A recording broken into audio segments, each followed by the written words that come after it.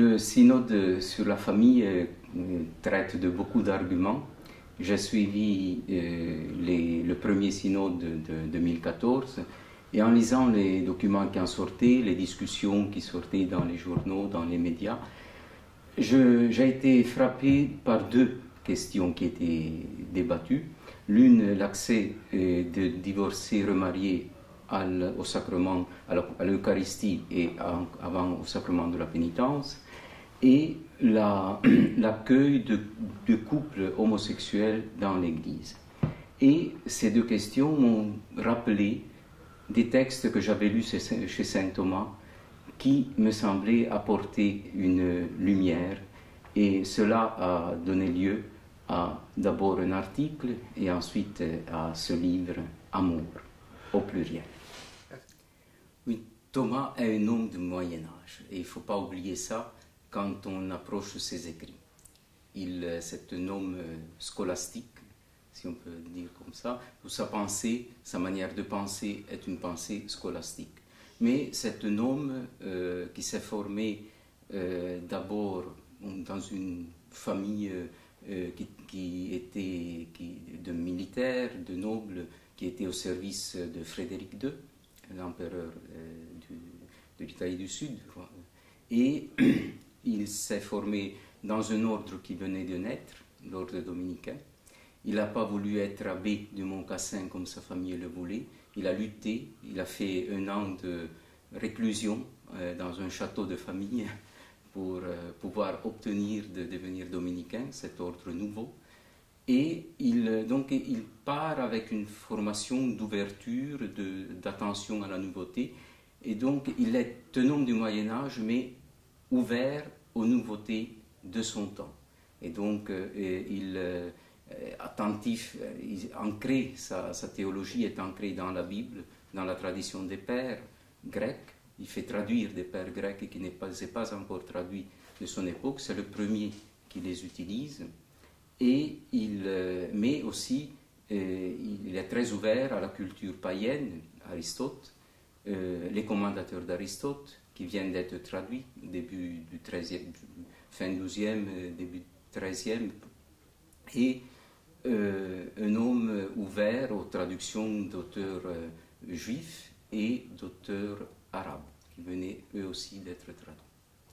Et c'est donc, et pour nous, c'est un homme du Moyen-Âge. Il faut savoir l'approcher en tant qu'homme du Moyen-Âge, mais en même temps, cette nouveauté à laquelle lui était ouvert nous permet de trouver des ouvertures, des choses nouvelles, de développer pour nous aujourd'hui, à partir de sa doctrine, des réponses nouvelles à des questions nouvelles, ce qui est le but de ce synode, de ces deux synodes.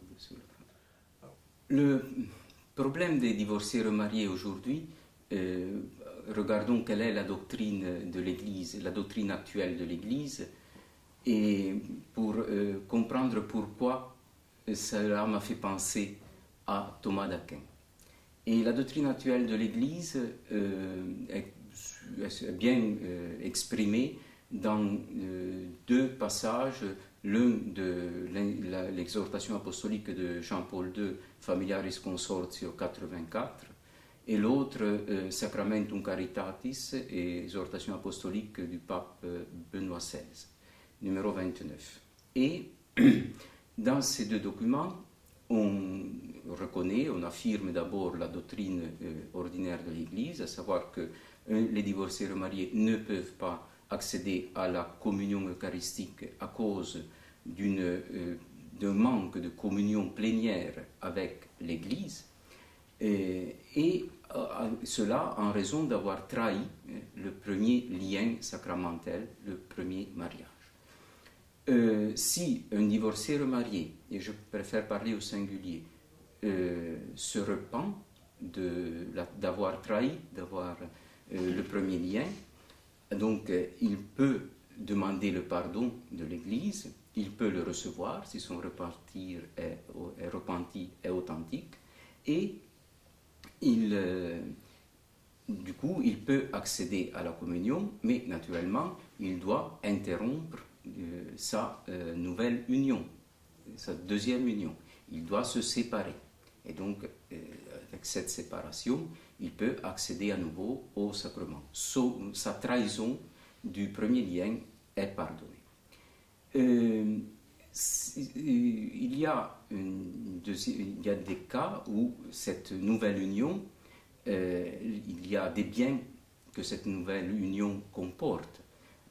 Le soutien mutuel des époux. Souvent, il y a un conjoint qui a été abandonné par son premier conjoint dans le premier mariage, et donc il s'est refait une vie, une famille, donc il y a des enfants.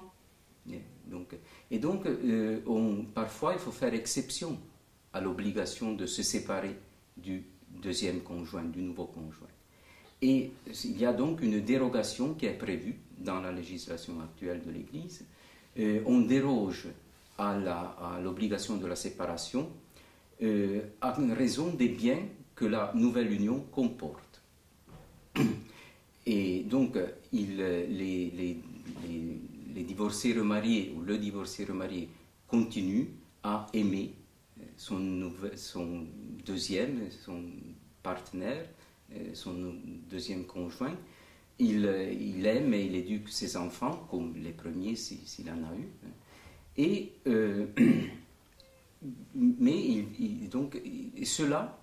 cet amour, ce deuxième amour, n'est pas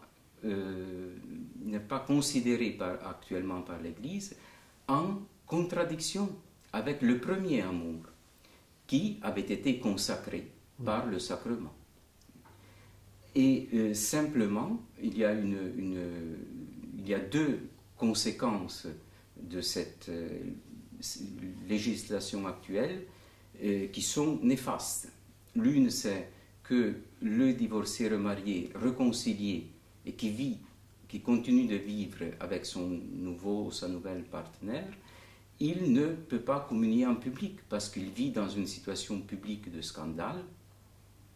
Les gens ne savent pas qu'il a été pardonné et donc il doit communier en cachette par rapport à sa communauté ecclésiale à laquelle il appartient. Et donc là, il y a un manque de vérité, de transparence qu'il faut dépasser.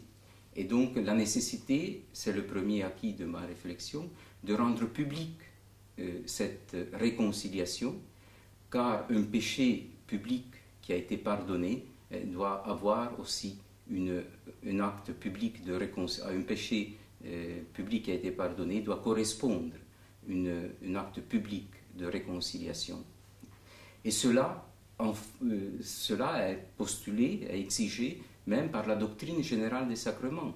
Selon saint Thomas, une des raisons de l'institution des sacrements par le Christ, c'est l'instruction des fidèles. Les sacrements ont aussi une fonction pédagogique. Et donc, il est important il y ait une plénitude de vérité et théologique par rapport à la notion de sacrement et pastorale et même ecclésiale par rapport à la vérité envers la communauté ecclésiale. Ce qui est très important dans la conception que saint Thomas a du sacrement du mariage, c'est que pour lui, il distingue une essence, une fin propre, une finalité propre et une finalité éloignée. L'essence, c'est l'amour des conjoints qui est ratifié par le mariage, par la célébration du mariage, mais qui est aussi ce que les conjoints décident de vivre ensemble pour toute leur vie. Donc c'est la finalité propre du mariage, l'amour. L'amour comme essence et l'amour comme fin propre du mariage. La procréation, c'est considéré par Thomas une fin secondaire ou seconde, une fin qui peut y être ou pas y être, qui ne constitue pas l'essence du mariage. Et cela, c'est très éclairant dans le débat actuel sur l'accès de divorcés remariés à l'Eucharistie.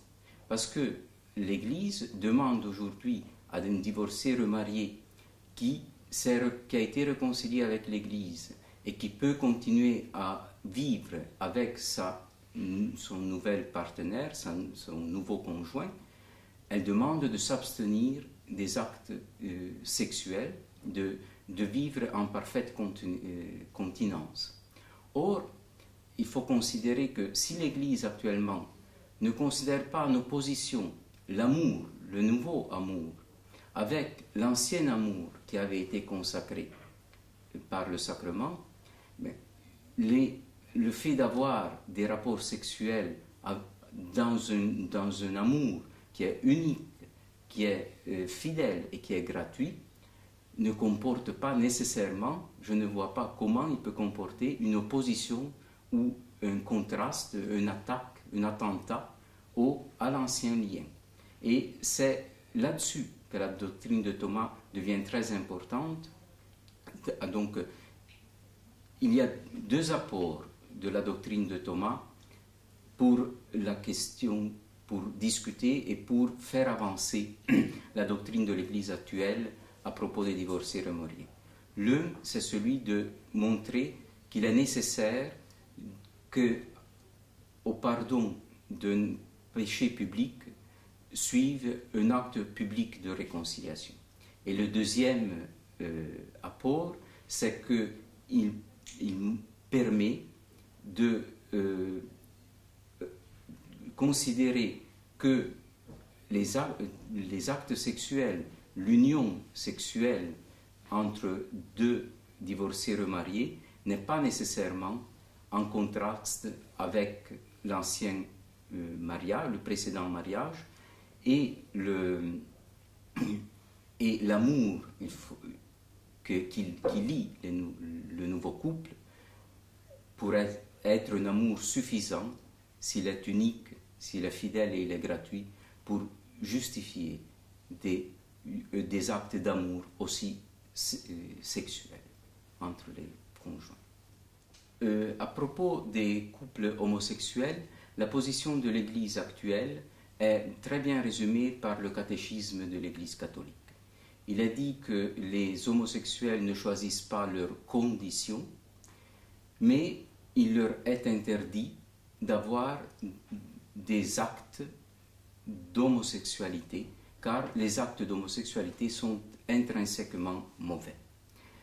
Donc l'Église dit, bon, vous êtes homosexuel, mais vous ne pouvez pas vivre votre homosexualité. Et vous ne pouvez que choisir d'être célibataire, éventuellement religieux. L'accueil donc que l'Église propose aujourd'hui à ces couples, c'est un accueil qui les prive du choix de l'orientation de leur vie.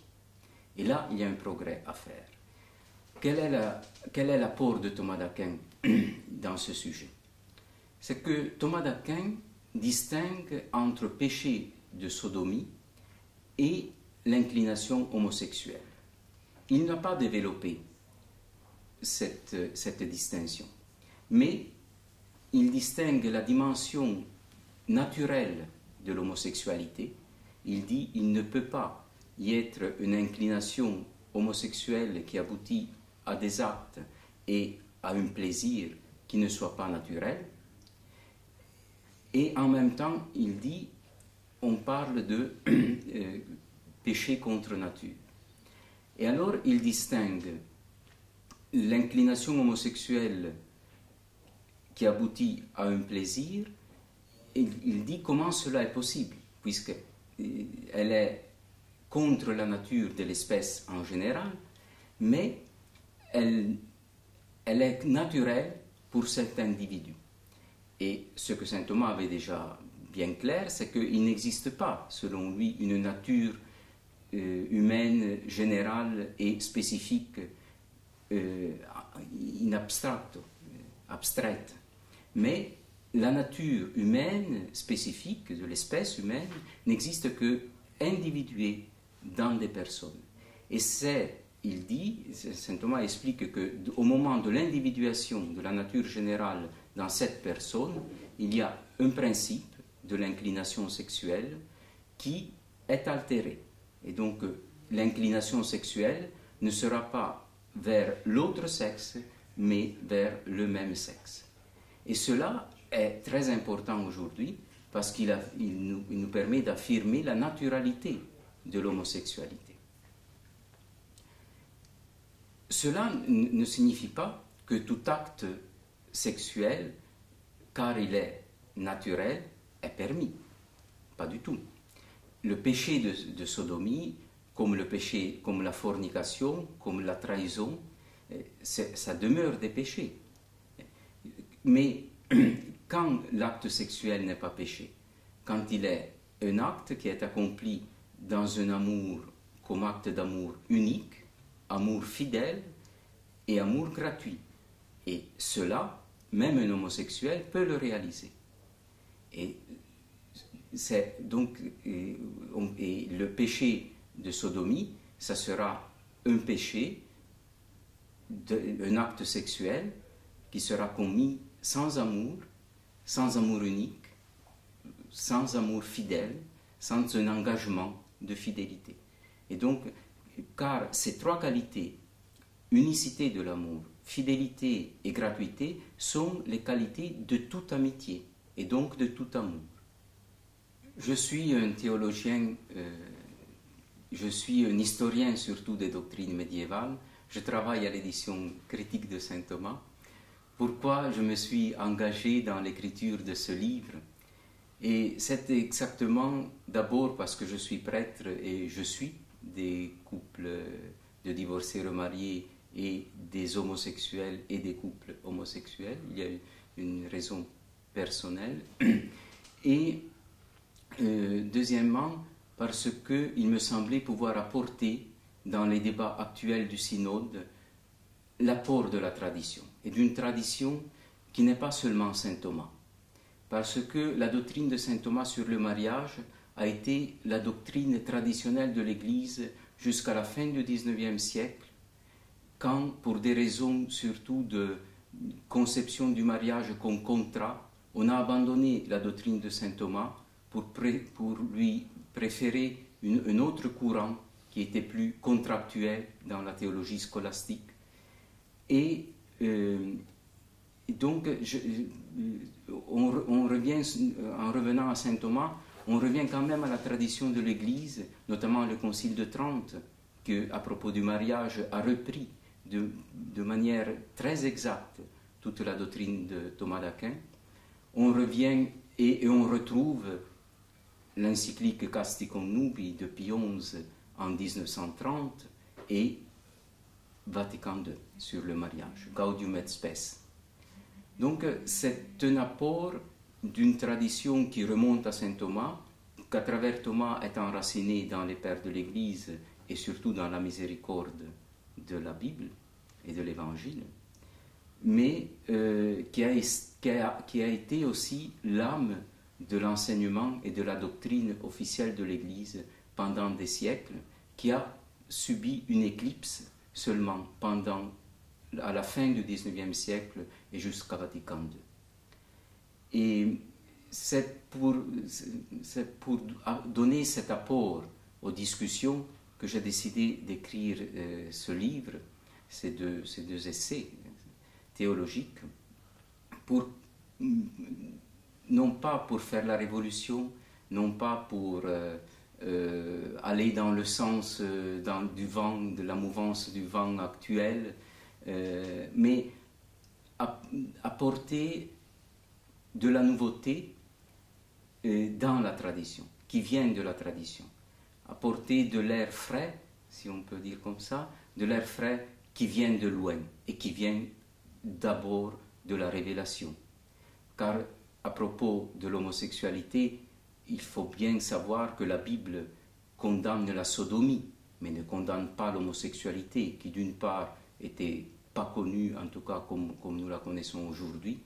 Il y avait des liens, étaient bien connus les liens d'amour entre personnes du même sexe, mais qui ne sont jamais condamnés dans la Bible. Ce qui est condamné, c'est des péchés, des viols, c'est des mœurs dissolues. Mais l'homosexualité n'est jamais condamnée dans la Bible. Donc la loi divine ne condamne pas l'homosexualité et la loi naturelle permet des exceptions au deuxième niveau. La loi naturelle comporte trois niveaux. Un premier niveau qui est absolue, où on ne peut pas y avoir d'exception. Il faut toujours faire le mal et toujours faire le bien et toujours éviter le mal. Au deuxième niveau, on peut comporter les exceptions. La Bible connaît la polygamie, par exemple, comme exception au deuxième niveau. C'est là que s'insèrent les inclinations individuelles. Et l'homosexualité en est une particularité de l'inclination sexuelle de l'espèce humaine qui peut être contemplée parmi les exceptions que la loi naturelle reconnaît à son intérieur.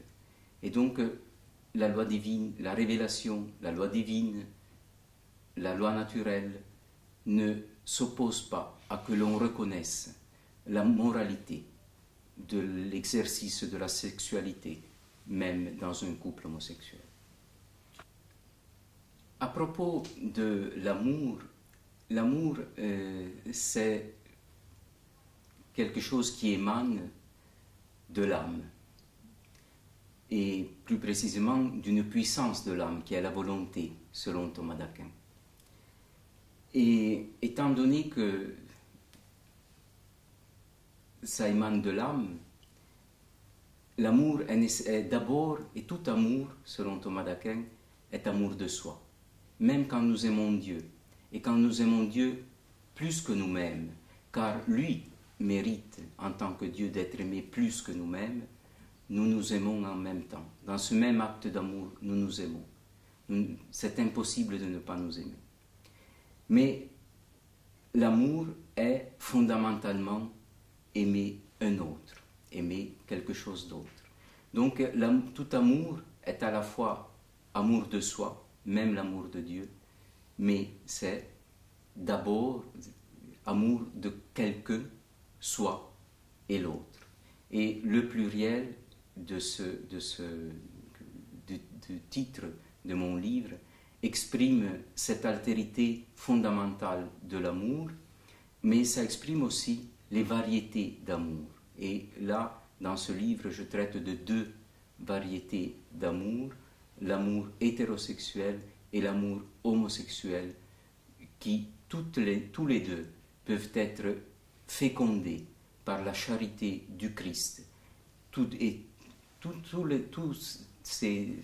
deux, ces amours, peuvent être des amours de charité, sanctifiés par la grâce, et exprimer l'amour du Christ pour son Église, bien que seulement l'amour hétérosexuel puisse, en raison de l'ouverture aussi à la procréation, puisse exprimer de manière parfaite l'amour du Christ et de l'Église, et de cette manière être consacré en sacrement.